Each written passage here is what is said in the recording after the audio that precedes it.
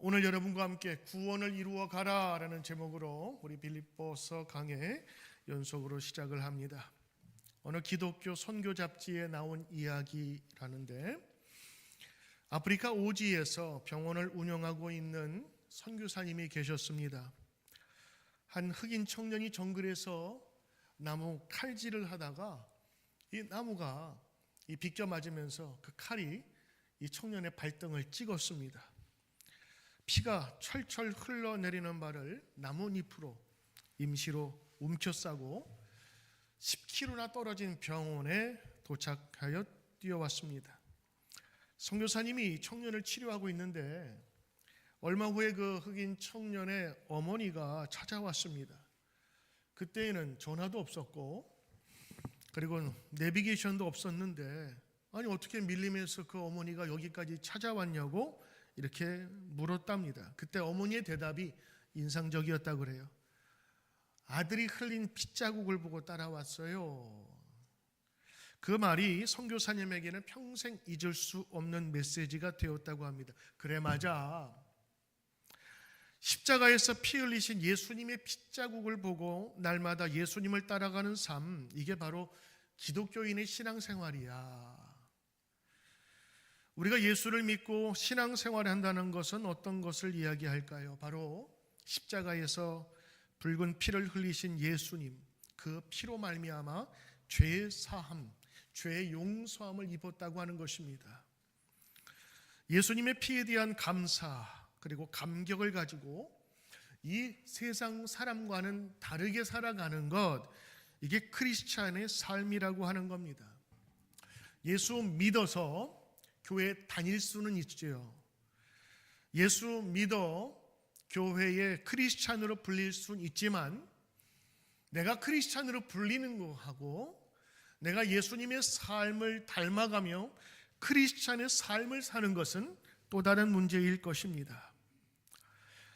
우리를 죄에서 사하신 예수님의 그 은혜가 얼마나 감사한지 크리스찬 중에 몇 분은 가사를 쓰면서 그 예수님의 피를 보배로운 피다 그래서 뭐라고 표현하냐면 보혈이라고 부르는 거예요. 보배로운 피, 바로 그분의 용서하심과 사랑이 우리 가운데 있다고 하는 것이죠. 오늘 바울 목사님이 빌립보 교인들, 정말 사랑하는 교인들이 최고의 크리스찬이 되길 원했고 하나님이 사랑하시는 자가 되길 원하여서 오늘 이 빌립보서를 기록을 하는 겁니다. 바울 목사님은 감옥 안에서도 기쁨의 삶을 소개할 정도로 그는 얽매이거나 자유로우나 기쁨의 삶을 살 수 있었습니다. 지난주에 말씀드린 것처럼 그래서 그 비결 중에 하나가 예수님의 마음을 여러분에게 소개합니다라고 이야기해 주셨죠. 하늘 위에 계실 수 있었으나 이 낮은 땅으로 오셨고 육신의 몸을 입어서 이 세상에 낮아지신 예수님, 그러나 하나님이 그를 최고의 자리에서 다시 그 밑에서 최고로 올리신 그 은혜를 기억한다면, 내가 감옥에 있으나 감옥 밖에 있으나 천함에 있으나 높음에 있으나 나는 상관하지 않습니다 라고 얘기하며 우리에게 예수님을 소개해 주셨습니다. 그리고 오늘 여러분에게 오늘 당부하듯이 구원을 두렵고 떨림으로 이루어 가라 라고 말씀해 주셨습니다. 구원을 이루라, 구원을 이루라, 구원을 이루라. 자, 여러분 아멘 하라고 계속하는 게 아닙니다. 근데 오늘 여러분 조금 교회를 좀 다니신 분이면 오늘 구원을 이루라라는 말씀에 이루라? 아멘을 누가 하시는데 이루라? 왜 구원을 이루어야 되지? 라고 잠깐 생각하시는 분이 계실지 모르겠어요. 이 성경 말씀은 구원에 대한 논란을 종종 증폭시킵니다. 한 가지 질문 드릴까요? 구원은 받는 겁니까? 이루는 겁니까? 이루는 거, 받는 거. 제가 시선 처리를 이때 잘해야 돼요. 왜냐하면 저 권사님만 보고 그냥 물으면 나중에 시험 들어요. 왜 나만 갖고 그래?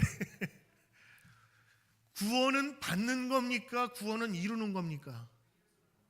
이루는 거, 받는 거, 둘 다. 잘 빠져나가시네요. 근데 우리 교회에서 이렇게 얘기하거든요. 나는 구원 받았습니다. 그러지 내가 구원 이루었습니다. 이렇게 말을 안 해요. 나는 구원 받았습니다. 그 말은 뭐냐? 나는 받는 존재, 내가 구원을 이루어가는 존재이기라기보다는 받는 존재. 그게 사실 성경적이거든요. 깊게 생각하지 않고 오늘 그냥 잠깐 말씀을 들으면 구원은 이루는 거구나라고 생각하실지 모르겠어요. 그래서 구원은 내가 노력하고 힘을 써가지고 구원에 도달해야 되는구나라고 해석하기 쉽습니다. 오늘 설교 제목도 구원을 이루어 가라라고 했으니까요. 구원은 우리의 노력으로 되는 게 아닙니다. 노력으로 될 수 없는 거예요. 구원은 말씀을 잘 지키고 성경 열심히 읽고 좋은 일 많이 하고 전도 많이 하고 모든 일을 할 때 동기가 선하고 욕심 부리지 않고 착한 마음으로 다른 사람을 대접하고 용서하고 사랑하고 섬기고 봉사하고 그래서 얻는 겁니까? 아닙니다.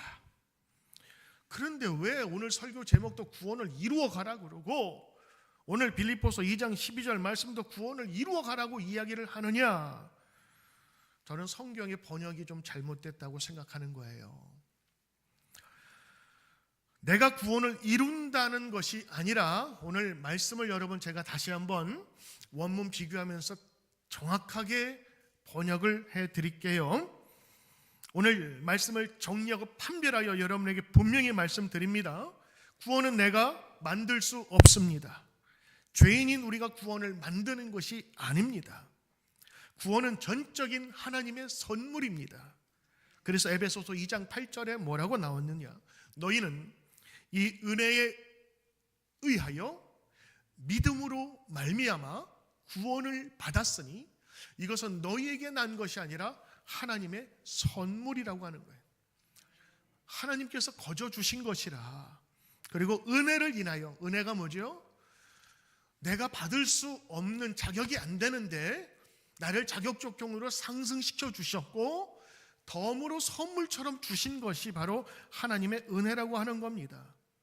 기독교가 다른 종교와 다른 게 뭔지 아세요?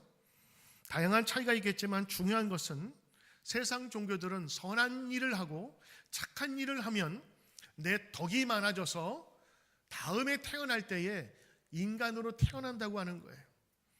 내가 좋은 일을 많이 업적을 쌓으면 신에게 감동받아서 내가 잘 살 수 있다고 하는 거예요. 그러나 기독교는 그렇게 믿지 않습니다.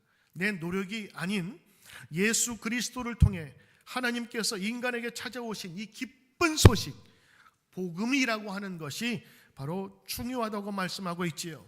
오늘 본문에서 사도 바울은 믿음을 통하여 은혜로 구원 얻었습니다. 이것은 여러분에게 난 것이 아니오 하나님의 선물이라고 얘기를 했는데 오늘 또 빌립보서에는 구원을 이루라, 이게 뭐가 맞는 건지요. 그러나 오늘 분명히 말씀드립니다. 구원은 내가 이루는 것이 아닙니다. 하나님의 은혜가 구원의 원천이고 믿음은 구원의 조건입니다. 자, 오늘 여러분이 좀 혼동될 것 같아서 오늘 이 빌립보서 2장 12절 말씀을 다시 한번 번역해 드립니다. 우리가 읽고 있는 성경 한국말로 된 것은 원래 히브리 말이나 헬라어에서 번역된 것이에요. 그러다 보니까 번역이 조금 좀 우리 말에 익숙하도록 하다 보니까 이것을 구원을 이루라라고 했는데 사실 원래 의미로 보면 지금 이 말씀은 누구에게 하는 거냐면 믿지 않는 초신자들, 안 믿는 사람들에게 하는 게 아니라 자기가 정말 사랑하고 이미 교회에 나오고 예수님을 잘 믿고 적어도 예수님이라면 나는 이보다 더 귀한 것 없습니다라고 고백하는 빌립보 교회 성도들에게 주신 말씀이거든요. 그러니 이미 그 사람들은 구원의 조건에 들어간 사람들이에요. 그러므로 여러분 오늘 2장 12절 말씀은 구원을 두렵고 떨리는 마음으로 이루라라고 했는데 오늘 여기에 빠진 게 있어요. 이게 들어가야 완전하게 이 의미가 무엇인지 알게 되는 거예요. 구원이라는 말 앞에 무엇이 들어가야 되냐면 이미 받은, 이미 얻은, 이 말씀이 들어가야 되는 거예요. 이 말을 잘못 해석하다 보니까 구원은 이루어가는구나. 근데 오늘 정확하게 말하면 이루어가는다는 것은 내가 만들어가는 것이 아니라 잘 지켜 보존하라는 그런 뜻이 있어요. 그러니까 keep going이에요. 구원을, 이미 받은 구원을 소중한 것으로 알아서 잘 닦고 조이고 기름치고 잘 보존하여서 구원의 삶을 살아라 하는 의미가 여기에 담겨 있는 거예요. 근데 이제 한국말로 번역을 하다 보니까 영어의 work out, 준비하고 일하고 계속하는 것을 이루어 가라라는 말로 번역을 한 거죠. 여러분, 번역을 잘못하면 뭐가 돼요? 반역이 됩니다. 번역 잘해야 되는 거예요. 그러니까 이 구원을 이루어 가라라고 하는 것은 만들어가는 게 아니라 이미 얻은 그 구원을 두렵고 떨리는 마음으로 잃어버릴까? 이거 다시 한번 상실할까라는 그런 마음으로 잘 지켜 행하라라는 말씀이 오늘 이미 받은 구원을 이루어 가라라는 말씀인 것입니다. 사도 바울은요, 오늘 구원에 대한 말씀을 하면서 로마서 1장 17절로 시작을 하는데 이렇게 돼 있어요. 복음에는 하나님의 의가 나타나서 믿음으로 믿음에 이르게 하나니 오직 기록된 바 의인은 믿음으로 말미암아 살리라 함과 같으니라. 여러분, 이 말씀이 바로 성경에 말씀하시는 구원입니다. 아무리 인간의 노력과 그리고 율법을 지키고 자기의 절제된 생활을 한다 할지라도 섬세하고 예민한 사람은 자기 속에 드러난 죄를 발견하게 되는 거예요. 그래서 이 하나님의 의가 나타나서 그것을 비춰줄 때만이 우리의 허물을 용서받게 된다는 것입니다. 하나님의 의가 나타났어요. 다시 한번 묻습니까? 누구의 의입니까? 하나님의 의입니다. 우리 인간의 의가 아니라 하나님의 의로 말미암아 구원받기 때문에 이게 복음이 되는 겁니다. 바울 목사님이 전해준 구원을 이루라라는 말씀은 열심히 노력하여서 구원을 쟁취하라가 아니라, 구원을 만들라가 아니라 이미 주신, 이미 얻은 구원을 잘 보존하고 그리고 복음으로 구원의 삶을 살라라고 하는 것입니다. 그러므로 오늘 12절 하반절 항상 복종하여 두렵고 떨리는 마음으로, 거기에 가로쳐 있지요. 이미 얻은. 빌립보 교인들은 이미 구원의 삶을 얻었고 믿고 있었어요. 그래서 선교도 하고 바울을 도왔던 것입니다. 그래서 이미 받은 구원을 두렵고 떨림으로 지켜 행하라라는 그런 의미죠. 여러분들은 이미 구원을 받으셨습니까? 아니면 이루어가야 됩니까? 둘 다입니다. 이제 의미를 아시겠죠? 여기에서 사실 구원은 성화라고 합니다. 거룩할 성, 변화될 화, 거룩하게 변화되어 가는 거예요. 여러분, 예수님을 진짜 믿으면 변화되어야 됩니다. 어떻게든 변화되어야 되는 거예요. 나의 삶의 목적도, 나의 인생관도, 나의 삶의 방법도 바뀌는데 어떻게 바뀌어야 되느냐? 거룩한 삶의 모습으로, 예수님을 닮아가는 모습으로 변화되어야 돼. 이게 성화입니다. 그러니까 구원은 내가 믿음으로 얻는 거예요. 근데 그 얻는 순간부터 구원의 영원한 끝이 아니라 구원의 삶을 살아가는 겁니다. 결혼을 준비하는 청년들이 있다면 그들이 제일 많이 준비하는 게 뭐예요? 결혼식을 준비해요. 청첩장에 누가 주례를 해야 되고, 초청할 사람은 누구고, 장소는 얼마고, 음식은 뭐 해야 되고, 그러면서 예산을 쭉 짜가지고 고민하면서 결혼식을 준비합니다. 제가 주례할 때 당부하는 게 있어요. 당신은 결혼식보다 더 중요한 걸 준비해야 돼. 그건 결혼 생활이야. 동의가 되면 끄덕끄덕 해보세요. 정말 진짜 많이 준비하는 게 뭐냐면 결혼식을 위해서 얼마나 많은 준비를 몇 년 동안 하는지 몰라요. 2년 전에 미리 결혼식 주례사 또 모든 것 다 준비한다 할지라도 결혼식은 결혼의 시작을 알리는 것뿐이에요. 때로는 몇 사람 초청해서 그냥 간소하게 결혼식 할 수도 있어요. 왜? 더 중요한 거는 결혼 생활이니까요. 오늘 우리는 믿음으로 구원받습니다. 근데 그 믿음으로 구원받은 그 고백만으로가 아니라 믿은 이후에는 반드시 변화된 삶이 있어야 되는데 그게 거룩하게 변화되는 성화라고 하는 과정입니다.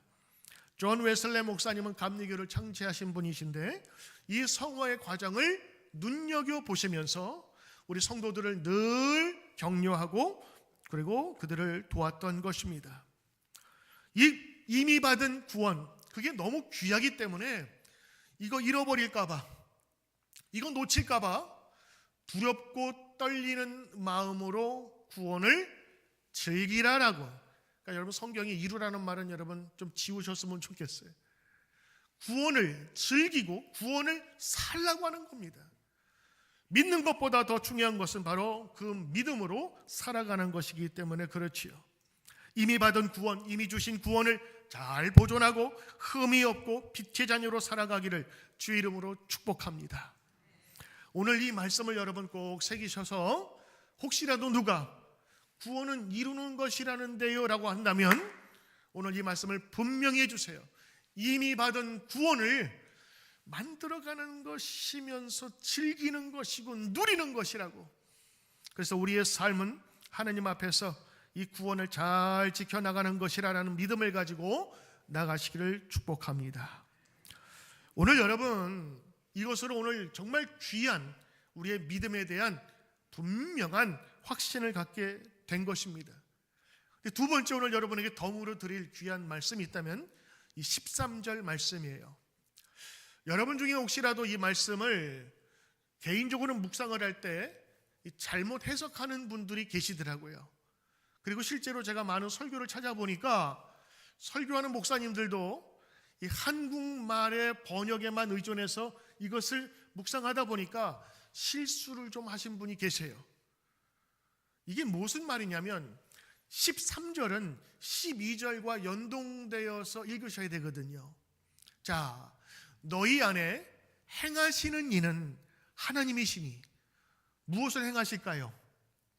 우리로 하여금 이 소중한 구원을 잘 이루도록 두렵고 떨림으로 잘 보존하도록 하나님께서 행하신다고 하는 거예요. 자, 여기까지 끝. 왜냐? 그 이유가 나와요. 이유는 자기의 기쁘신 뜻을 위하여 너희에게 소원을 두고 행하게 하신다. 이제 여기에서 우리의 큐티 혼자 할 때 미스가 생기는 거예요. 영어 성경이나 다른 성경 보면 오해가 좀 덜한데 유독 이 개역 성경을 보면 이렇게 돼 있어요. 너희에게 소원을 두고. 그래서 어떻게 이것을 해석하냐면 하나님은 너희에게 위시리스트, 당신들이 원하는 리스트를 쫙 만들어서 그것을 이루시는 분이다. 여러분들이 소원을 적어내기만 하면 하나님께서 이루시고 들어주신다. 그것도 맞는 얘기죠. 그러나 오늘 이 말씀에서 보면 이 너희에게 소원을 두고, 이 소원이 뭐냐면 여러분의 위시리스트가 아니에요. 그 소원은 뭐냐면 하나님께서 주신 이 구원, 이 소중한 하나님의 구원을 내가 함부로 여기지 않고 잃어버리지 않고 잘 살고 싶은 그 소원이에요. 다르죠?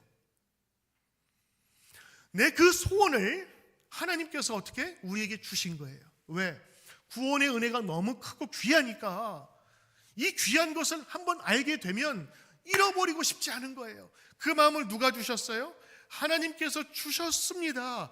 그래서 그 하나님의 기쁘신 뜻을 위해서 우리가 살아가고 싶은 마음의 소원을 하나님께서 주셨는데 이제 그 구원을 이루기 위해서 하나님께서 우리를 위하여 우리 안에서 행하십니다라고. For it is God who is at work in you. 너희 안에서 이 일을 행하게 하시는데 바로 그 이유는 both, 두 가지의 의미가 다 있는 거예요. 우리로 앞으로 소원을 품고 하게 하는 그 마음, 그리고 하나님을 기쁘시게 하는 그 마음을 하나님께서 이루게 하신다. 할렐루야. 오늘 여러분 정말 귀한 해석을 여러분이 받아가는 거예요. 오늘 우리의 개인적인 자그맣고 탐욕적인 욕심을 하나님께서 그냥 이루어준다는 것이 아니라 이 구원의 은혜 속에서 감격되고 나의 죄를 깨끗하게 씻어주신 하나님의 은혜를 생각한다면 이거 놓칠 수가 없는 거예요. 이거 빼앗길 수가 없는 거예요. 예전에 우리 교인 이제 한 속회에서 여행을 가셨나 봐요. 근데 여행을 갔는데 컨셉이 해변에서 노는 것도 있고 이게 우아하게 이렇게 옷을 입고, 근데 거기에 뭐 이렇게 보석들을 많이 가져가셨나 봐. 왜냐면 이렇게 달아야 되니까 반지도 끼고. 여행 갈 때는 가볍게 해야 되는데 가서 이제 그런 자리가 있으니까 가셨는데 비싼 건가 봐. 잃어버렸어요. 가슴이 아프죠 벌써. 우리는 그러지. 그걸 왜 여행 갖고 가? 그냥 아무거나 갖고 가서. 근데 그거를 갖고 가서 사진을 멋있게 찍어야 되는 그런 또 씬이 있었나 봐. 잃어버렸어요. 어떻게 될까요 그분? 돌아올 때까지 그 생각하는 거예요. 그 비싼 거. 어디 있지? 어디다 놨지? 그게 지금 이게 두렵고 떨리는 마음이라고 하는 거예요. 그거는 몇만 불 하는 정도가 아니는 구원이기 때문에. 그래서 여러분 구원을 얘기할 때 하나님께서 값없이 주셨다고 그랬잖아요. 왜 값없이 주느냐? 이거는 비교할 수가 없, 돈을 매길 수가 없어요. 고흐의 작품과 피카소의 작품 어떻게 돈으로 매길 수가 있어요?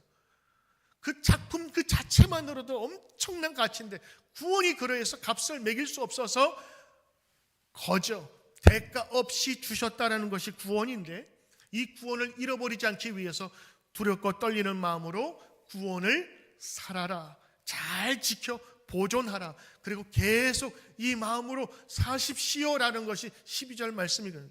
그러니까 이루라는 말씀을 지우시고 keep going, 잘 보존하십시오라는 말로 바꿔줘도 괜찮습니다. 그리고 나서 하나님께서 이것을 도우시고 인도하신다라고 하는 거예요.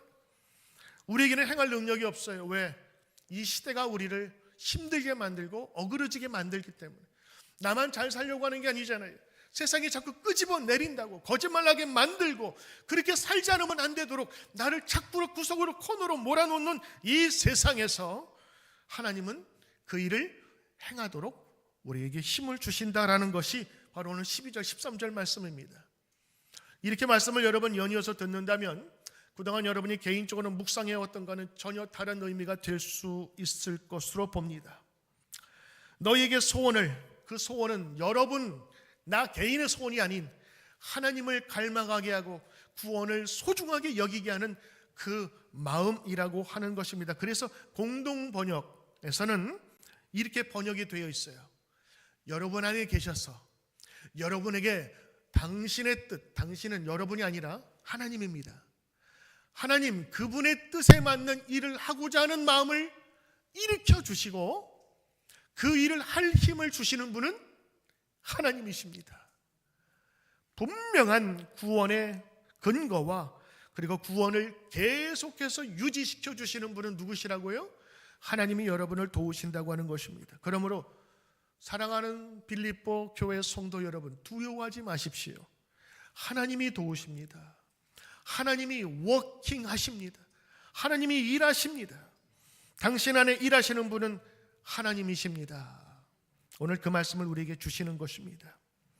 그래서 오늘 이 말씀은 13절 단독으로 해석될 것이 아니라 12절부터 13절을 동시에 외우셔야 되는 말씀입니다. 왜냐하면 우리로 하여금 이 귀한 구원을 잘 이루도록 하나님께서 도우신다고 하는 말씀을 오늘 빌립보 교인들에게, 사랑하는 교인들에게 최고의 크리스천이 되길 원하면서 오늘 이 말씀을 붙잡으라고 하는 거예요. 그러면서 오늘 세 가지를 간단하게 이야기합니다. 계속해서 나오는 14절 말씀인데, 첫째는 원망과 시비가 없게 하라. 모든 일에 원망과 시비가 없게 하라. 여러분 이거는 그냥 나쁜 것 좋은 것 구별 없이 살라는 그런 얘기가 아닙니다. 시시비비라는 얘기 있죠. 좋은 것과 나쁜 것을 가리는 겁니다. 근데 여기에 시비는 뭐냐면 싸움이에요. 다툼이에요. 그리고 원망이라고 하는 것은 이런 섭섭한 것에 대한 표현인데, 이 표현은 주로 성경에서는 하나님에게 얘기할 때 원망을 많이 연결시켜요. 그러므로 하나님과의 믿음 생활할 때 원망하지 마라. 사람들과 관계할 때 시비 걸지 말라. 다투면서 하지 말라라고 하는 것입니다. 그래서 오늘 말씀 14절 모든 일에 여러분의 신앙생활이든 가정생활이든 직장생활이든 원망하지 말고 시비가 없이 다투지 말라. 현대어 성경은 이렇게 기록되어 있어요. 무슨 일이든지 불평이나 다툼으로 하지 마십시오. 이게 우리 믿는 성도들이 빛으로 살아가는 하나의 방법이라고 하는 겁니다. 두 번째는 흠이 없고 순전하라라고 권면합니다. 15절 보니까 너희가 흠이 없고 어그러지고 거스리는 세대 가운데서 하나님의 흠이 없는 자로 세상에서 그들 가운데 빛으로 나타내라. 어두운 세상, 이걸 어떻게 어둠을 쫓아낼까요? 어둠을 쫓아내려고 발버림, 몸소림쳐도 그걸 쫓아낼 수 없어요. 어둠을 쫓아낼 수 있는 길은 하나입니다. 빛을 비춰주면 되는 거예요. 그래서 우리로 하여금 빛으로 살라고 얘기하는 것입니다. 여러분들이 경영하는 가게이든 비즈니스든 여러분 일하는 직장에서 여러분의 빛된 모습으로 살고자 한다면 어두움은 물러갈 것입니다. 오늘도 이 타락한 세상에서 거스르고 어그리는 세대라고 표현하고 있는데, 이 악하고 삐뚤어진 세상에서 하나님의 흠없고 순전한 자녀로 살아가는 성도의 모습으로 내가 살기를 오늘 예배를 드리면서 내 마음을 바꾸고 돌아가는 겁니다. 오늘 예배 드리고 예배 속에서 하나님의 말씀을 들으면서 결단해야 될 것이 있습니다. 하나님, 구원의 백성으로 살아가도록 인도하소서. 빛의 자녀로 살아가게 하소서라고 하는 것입니다. 세 번째 권면이 있습니다. 그것은 생명의 말씀을 밝히는 겁니다. 오늘 분명히 말씀하고 있죠. 16절에 생명의 말씀을 밝혀 나의 다름질 이런 모든 노력이 수고하지 않고 마지막 날 예수님 만나는 날에 나로 자랑할 게 있게 하려고 너에게 권면한다. 그 세 번째가 바로 생명의 말씀을 밝히다. 마치 무슨 불을 이렇게 밝히는 것처럼 생각하시는데 여기도 좀 번역이 조금 달리 됐어요. 이 말씀을 밝히다라는 그 원어의 뜻을 보면 생명의 말씀을 단단히 붙잡으라는 그런 말인데 번역이 밝히라는 말로 번역이 된 거예요. 말씀을 단단히 붙잡으라는 거예요. 우리의 생각은요, 수없이 많은 정보 속에서 정리를 하게 되는데 하나님의 말씀을 잡지 않으면 세상의 유혹과 두려움과 이 헛된 모든 세상의 것들이 나를 흔들게 된다고 하는 것이죠. 그래서 생명의 말씀을 단단히 붙잡아야 되는 거예요. 우리 교회는 여러분 아시는 것처럼 100일 성석 통독 또 맥체인 365일 통해서 성도들이 말씀을 가까이 하도록 하고 있어요. 그게 여러분 잡는 겁니다. 가까이 하는 겁니다. 우리가 365일을 계속 하는데 이 가을에 저희가 100일 성경 통독을 또 시작을 했잖아요. 360을 하던 분이 이 100일 성독을 또 하시는 분이 계시더라고. 그래서 좀 걱정이 돼요. 이분 이것도 하고 저것도 하면 시간이 많이 모자랄 텐데 어떻게 하지? 근데 그걸 꾸준히 하는 보면서 존경스럽더라고요. 제가 말씀드리는 여러분 다 참석하라는 그런 권면의 말씀이라기보다는 말씀을 여러분 가까이 하는 것이 중요한 거예요. 신앙생활 잘하는 것은요, 교회에 많이 드나드는 것도 중요하다고 생각하지만 말씀을 늘 가까이 두는 거예요. 우리가 읽을 시간이 없다면 들으면서 가까이 하는 거예요. 그러면 여러분 때에 맞춰서 그 말씀이 탁 나에게 꽂힐 때가 있어요. 그래서 그 많은 것들을 내게 열어놓는 거죠. 생명의 말씀을 단단히 붙잡아라 하는 것이 오늘 사도 바울의 참된 크리스찬, 최고의 크리스찬이 되는 방법이라고 하는 것들을 여러분 아시고, 오늘도 여러분 이 말씀 공감하면서 내가 빛의 자녀로 살고 생명의 말씀을 단단히 붙잡아, 그리고 모든 일에 분쟁과 다툼이 없이 그리스도의 선한 사업을 이루어가는 귀한 성도가 되기를 바랍니다. 오늘 여러분 말씀 이제 마칩니다. 구원은 받는 겁니다. 거저 받는 겁니다. 받을 자격이 없지만 하나님께서 주시고자 하는 그 구원을 내가 받아들이는 겁니다. 믿음으로 받아들이는 겁니다. 그러나 받는 순간부터 우리는 구원의 삶을 살기로 다시 작정하는 겁니다. 그래서 구원을 오늘 이루어가라는 말씀은 이렇게 여러분들이 해석해야 됩니다. 이미 받은, 이미 얻은 구원의 사람으로서 하나님 오늘 구원을 살아가게 하옵소서. 받은 이 귀한 구원을 놓치지 않고 두렵고 떨리는 마음으로 살아가게 하옵소서. 그리고 이것을 행하시는 분은 하나님이십니다. 보이지 않지만 지금도 우리와 함께 계시고 우리에게 힘을 주시는 바로 그 하나님이 우리를 지키시고 인도하시며 도우신다는 사실을 오늘 여러분 분명히 믿고 두려움 없이 담대히 나가시기를 주의 이름으로 축복합니다.